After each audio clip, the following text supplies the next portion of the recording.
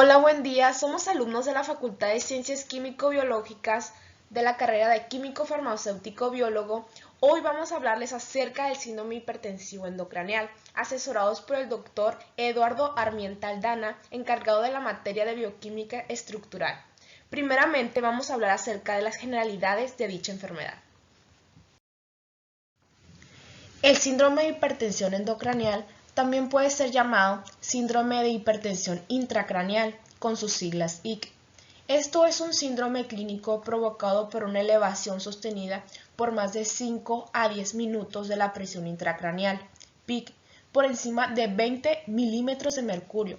Esta enfermedad fue descubierta a finales del siglo XIX por el anatomista y el cirujano escocés Alexander Monro y su estudiante Geoffrey Cayley.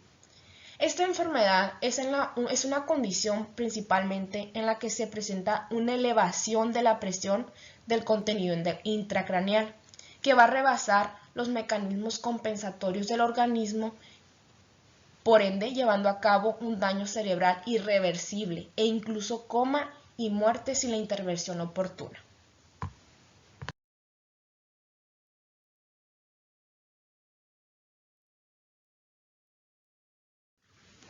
La etiología del síndrome hipertensivo endocrinal se divide en 3 grupos, tomando en cuenta la ley de Monro-Cayley. ¿Recuerdan estos nombres? Fueron quienes descubrieron esta enfermedad, por eso se les atribuye tanto y se toma en cuenta esta doctrina. Como primer punto tenemos trastornos que afectan el parenquima y trastornos que afectan el volumen sanguíneo, como también se observan trastornos que afectan el líquido encefalorraquídeo. Ahora hablaremos acerca de la doctrina de Monro-Cayley. Para entrar un poco más de contexto sobre esto, el cráneo es una bóveda que una vez que van a estar cerradas las suturas y las fontanelas, se va a convertir en una estructura que no va a permitir una mayor expansión, por lo que el volumen en condiciones normales va a permanecer constante, independientemente de su contenido. Este contenido puede ser dividido en 3 comportamientos. La doctrina de Monro-Cayley se divide en esos 3 comportamientos. Parenquima cerebral en un 80%. Este parenquima cerebral está compuesto de un 75 a 80% de agua, la cual se reparte entre el espacio intracelular, que compone sustancia blanca y sustancia gris, y el extracelular, entre el espacio intersticial. El líquido encefalorraquídeo en un 10%, producido principalmente por los plexos coroideos en un ritmo de 0.3 a 0.35 milímetros sobre minutos, y sangre en un 10%, determinada por el volumen sanguíneo cerebral y por el flujo sanguíneo cerebral. La ley de Monro-Cayley establece que la PIC va a depender de las variaciones del volumen de cualquiera de estos 3 elementos que acabo de mencionar, y que el aumento del volumen de cualquiera de ellos o la adición de uno nuevo, por ejemplo, una hematoma, genera cambios en los demás en un sentido opuesto, con el fin de mantener un valor de PIC normal.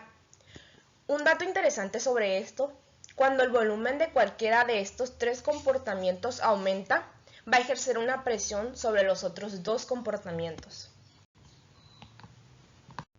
Hablaremos ahora de manera más detallada sobre los trastornos en los que se divide la etiología, comenzando por los trastornos que afectan el parenquima.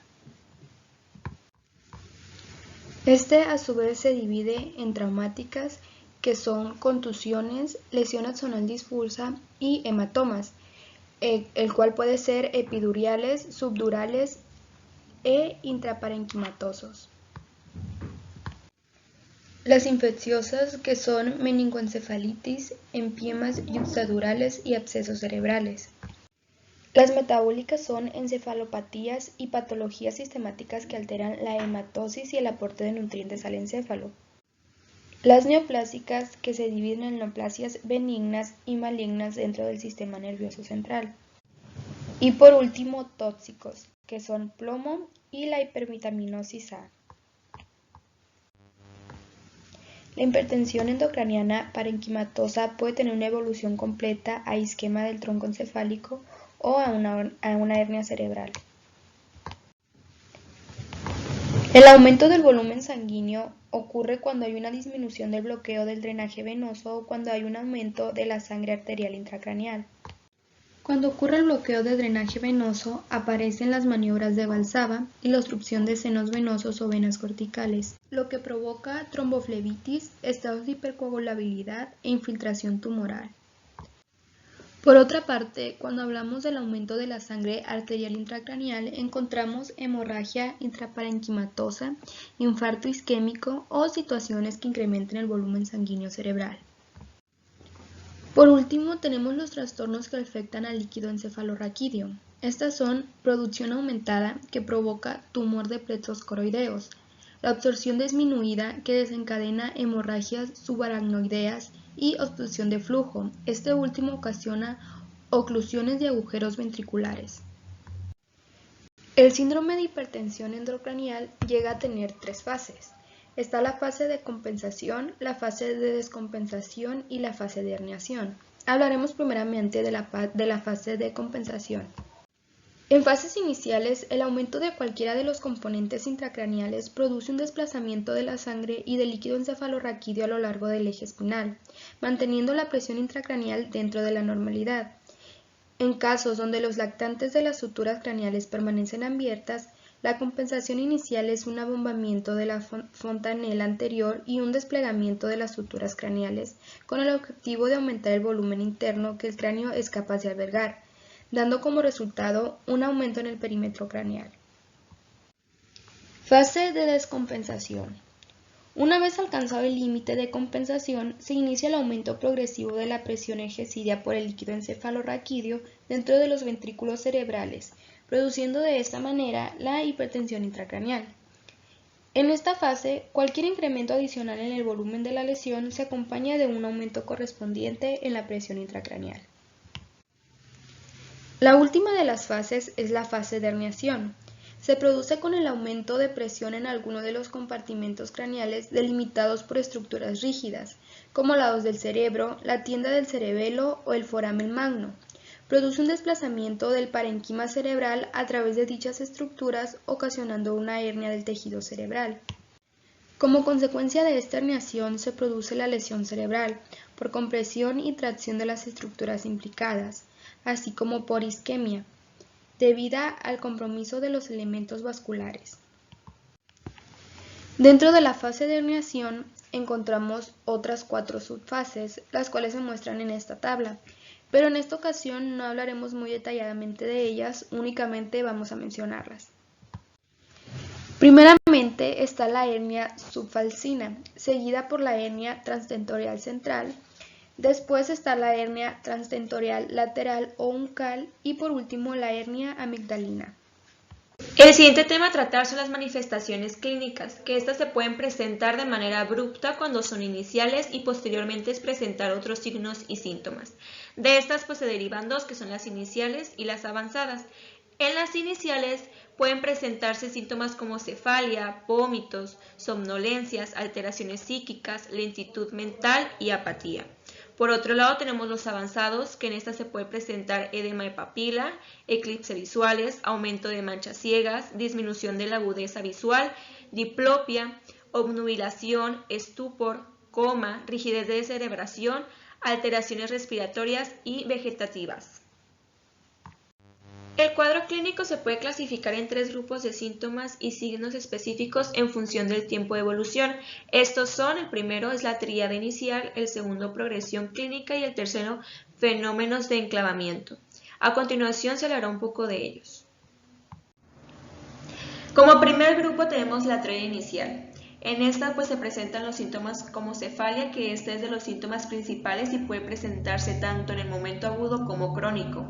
Es el síntoma más frecuente, cerca de un 54% de los casos. Es de característica opresiva, persistente y de tipo holocranial. Por otro lado tenemos el vómito. Son frecuentes en la mañana propiamente por la posición de decúbito nocturno. Estos síntomas aparecen cerca de un 40% de los pacientes. Tienen la característica de presentar vómito en proyectil, eso significa sin estar precedidos de vómito. Este cuadro se presenta por hipersensibilidad del área postrema o área del reflejo de vómito localizado en el tronco cerebral cuando se eleva la PIC. Y por último tenemos la edema de papila, la cual es un producto de una inflamación del nervio óptico ocasionada por el aumento de la PIC. Se piensa que se debe a una éstasis en el flujo axoplásmico del nervio óptico. Como segundo grupo tenemos la progresión clínica, que esta aparece como disminución del nivel de conciencia, ya sea por la disminución de la PPC, es decir, la presión de perfusión cerebral, y disminución de flujo sanguíneo cerebral o por lesión de la formación reticular del tronco cerebral. Como último grupo tenemos fenómenos de enclavamiento. Esto se produce por desplazamiento de la masa cerebral por el aumento de la presión de perfusión cerebral. Los signos clínicos son diferentes según el lugar de herniación. La sintomatología puede variar con respecto al tiempo de insaturación. Al inicio puede parecer alteraciones del estado mental de manera abrupta, caracterizado por obnubilación o somnolencia, e incluso hasta convulsiones que son menos frecuentes. Puede observarse también posteriormente manifestaciones que en conjunto se le denominan tríada de Gucci, que esto es un conjunto de signos que representan un riesgo elevado de herniación cerebral inminente. La exploración física debe practicarse de forma secuencial y aunque incluye el examen físico general, regional, por aparatos y sistemas, debe insistirse en los aspectos siguientes. Nivel de conciencia, alteración en el patrón ventilatorio, respuestas motoras anómalas al tacto, al dolor o espontáneas, paresia del sexto nervio craneal, es decir, endotropía unilateral o bilateral, reflejos de tallo cerebral, existencia de signos meningios, convulsiones cerebelosas y papiledemas. En el examen físico también debe encaminarse a detectar repercusiones sistemáticas como la hipertensión arterial bradicardia, disritmias cardíacas, anomalías en la repolarización electrocardiográfica, edema pulmonar, disritmias ventilatorias, alteraciones en la esfera psíquica superior, déficits sensitivos o motores, ataxias y afectaciones de nervios craneales. Diagnóstico.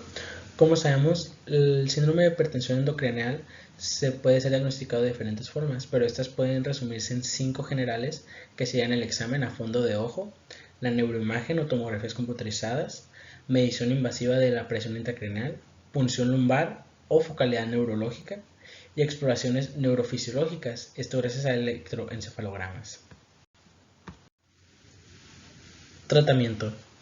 El tratamiento del síndrome hipertensivo endocraneal puede darse de diferentes formas dependiendo de la fase en la cual se encuentre, las herramientas y sustancias que se tengan a la mano y la fisiología del paciente. El principal objetivo es mantener la presión intracraneal por debajo de 20 milímetros de mercurio, ya que se ha demostrado que una presión intracraneal mantenida encima de 20 se puede asociar con un pronóstico peor a si estuviera por debajo de ese rango. También recordemos que lo que se busca es una correcta ventilación del cerebro y la optimización del flujo sanguíneo cerebral. En casos extremos, el síndrome de hipertensión endocraneal también puede ser tratado con esteroides, profilaxis anticonvulsivas, profilaxis antibióticas, induciendo una hipotermia al paciente de ser necesario, e incluso una craneectomía descompresiva, esto indicada dependiendo qué tan severo sea el problema y si puede ser reversible. A manera de conclusión y resumen, tenemos el siguiente cuadro sinóptico del síndrome hipertensivo endocraneal, con las principales cosas que hay que saber sobre él. Primero, el por qué se da. El síndrome hipertensivo endocraneal se produce por la expansión de los volúmenes de algunos componentes del espacio intracraneal o por aparición de algún elemento extra como tumores o abscesos. Después vienen las complicaciones o las fases. La fase de compensación, que es la primera, es un abombamiento de la fontanela anterior y un despegamiento de las suturas craneales. Después viene la fase de descompensación, que produce la lesión cerebral por compresión y tracción de las estructuras complicadas. Por último está la fase de herniación, que es el aumento progresivo de la presión ejercida por el líquido cefalorraquídeo dentro de los ventrículos cerebrales. Ahora, ¿cómo podemos diagnosticar el síndrome hipertensivo endocraneal? Pues inicialmente, gracias a que el paciente sufre de vómitos, somnolencia, alteraciones psíquicas, lentitud mental, apatía, y pues esto sería un indicador de que está sufriendo o padeciendo o puede padecer el síndrome hipertensivo endocrinal. Por último tenemos el tratamiento del síndrome hipertensivo endocrinal. Es decir, hay diferentes tipos de tratamientos dependiendo de la fase en la que se encuentre el síndrome, por lo que siempre se busca utilizar las más usuales y recomendables dependiendo de la situación y el nivel alcanzado por el síndrome hipertensivo endocrinal. Esto también se busca para no dejar repercusiones utilizando otros métodos más extremos como lo vimos anteriormente, ya sea el generar un coma inducido o inducir hipotermia en el paciente. Y así damos por finalizada nuestra presentación. De antemano, muchas gracias.